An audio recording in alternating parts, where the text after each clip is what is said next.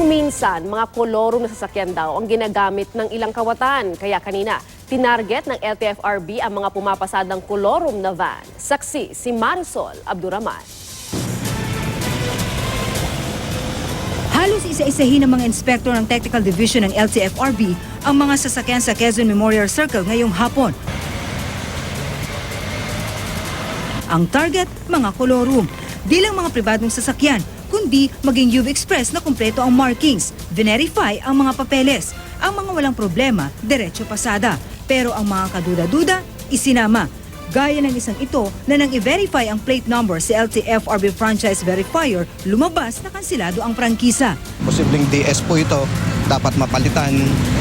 Then, actually tumatakbo pa. Ngayon po, pinapunta ko po yung may-ari po, tinawagan ko po. Ngayon, on the way na po sila.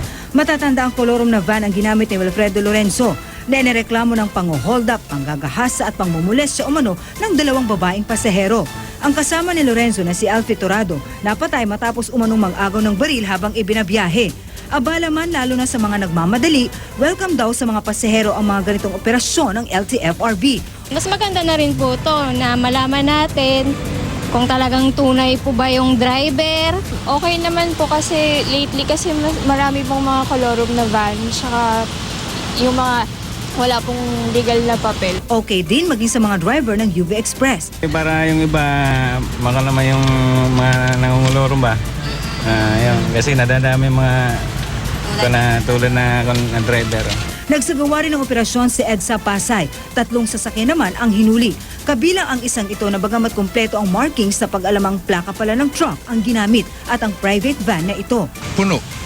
Puno siya. Okay. Puno siya, nasinagan sa gitna. Yun. At nakita namin may tao, yun pinapara namin. Ayon mismo sa mga enforcer ng Technical Division ng LTFRB, marami raw talagang mga kolorum na sasakyan ang bumabiyahe. Pero aminado silang hindi madali ang kanilang operasyon laban sa mga ito dahil kakaunti ang kanilang bilang kung ikukumpara sa mga illegal na nag-ooperate. Kaya isinusulong ni LTFRB Board Member Ariel Inton na gawing criminal offense ang pagbiyahe ng kolorum.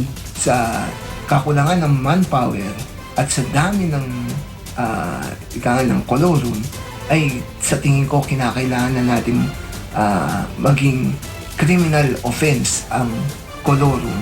Ako si Marisol Abduraman, ang inyong saksi.